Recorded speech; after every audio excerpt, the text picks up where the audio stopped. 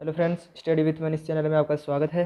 और आज हम बात करने वाले हैं उत्सर्जन तंत्र के डायग्राम की।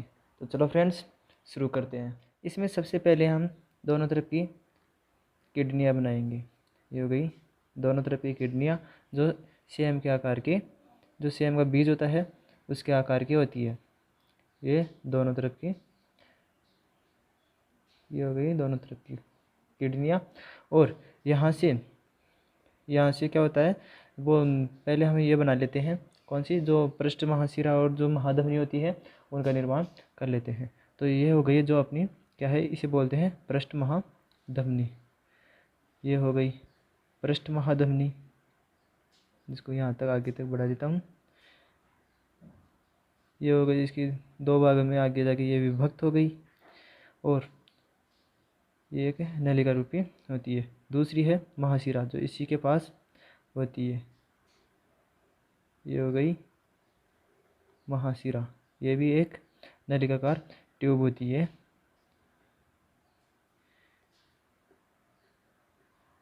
ये हो गई। अब इन दोनों किडनियों से, इन दोनों तरफ की जो ये किडनियाँ हैं, इनसे जो मूत्रवाहिनी होती है उनको बाहर निकालेंगे।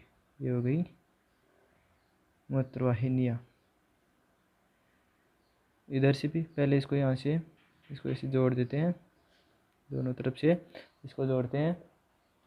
और अब यहाँ से ये इधर से भी एक मूत्रवाहिनी बाहर निकलेगी इससे।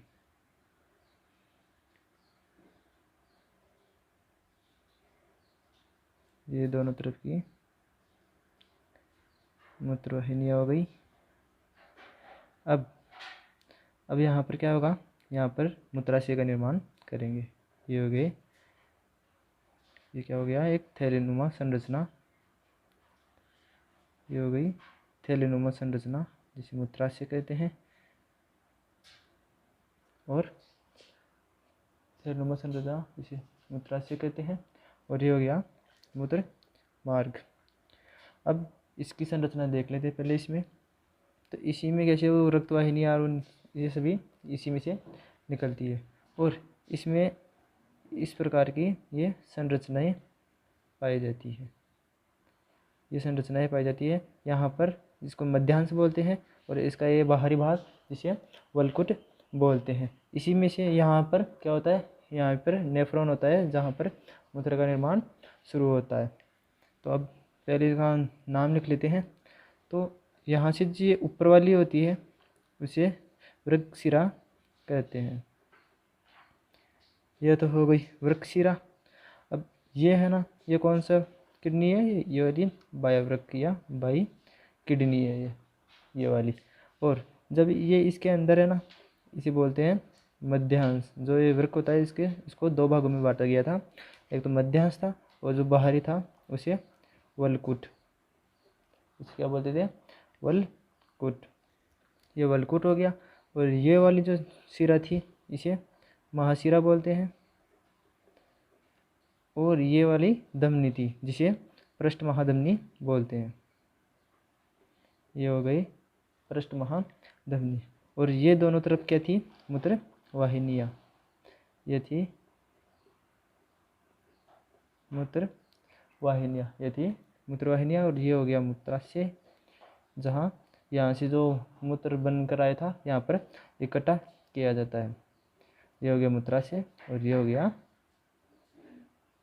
मूत्रमार्ग।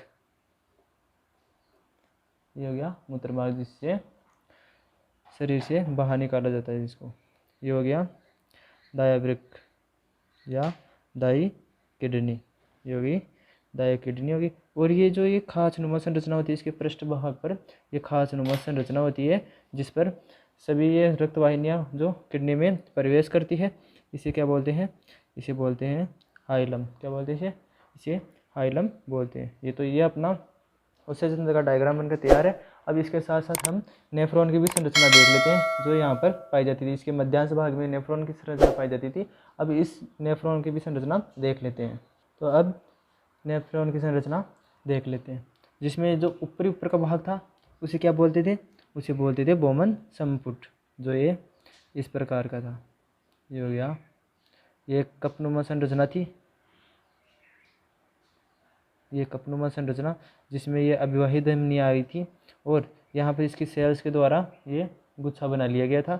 और ये वाली इसे क्या बोलते हैं, इसे बोलते हैं अपवाही धमनी। ये अभिवाही धमनी जो रक्त को लेकर आती है उसे अभिवाही धमनी, और जो यहाँ से रक्त को वापस लेके जाती है उसे अपवाही धमनी कहते हैं। ये हो गया ग्लोमेरुलस, साथ के साथ लिख देता हूँ मैं,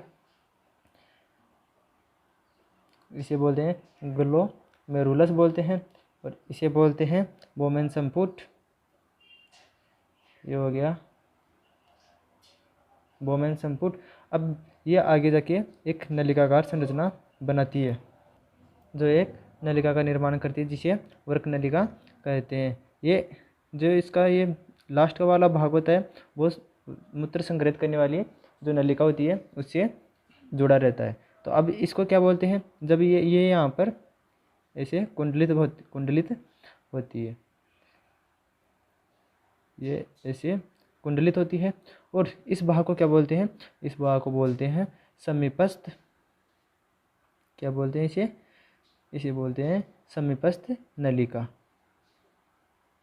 ये होगी समीपस्थ नलिका जो कुंडलित भाग होती है।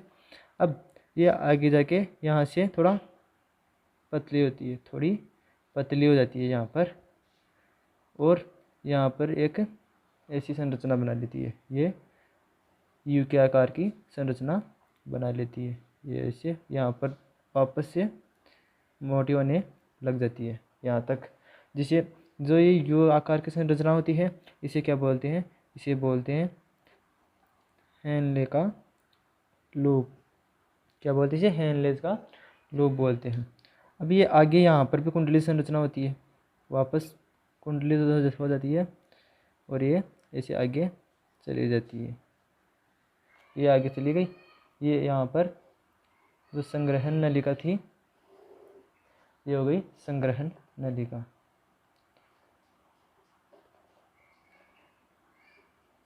यहाँ पर संग्रहण नलिका का निर्माण हो गया, ये वाली संग्रहण नलिका।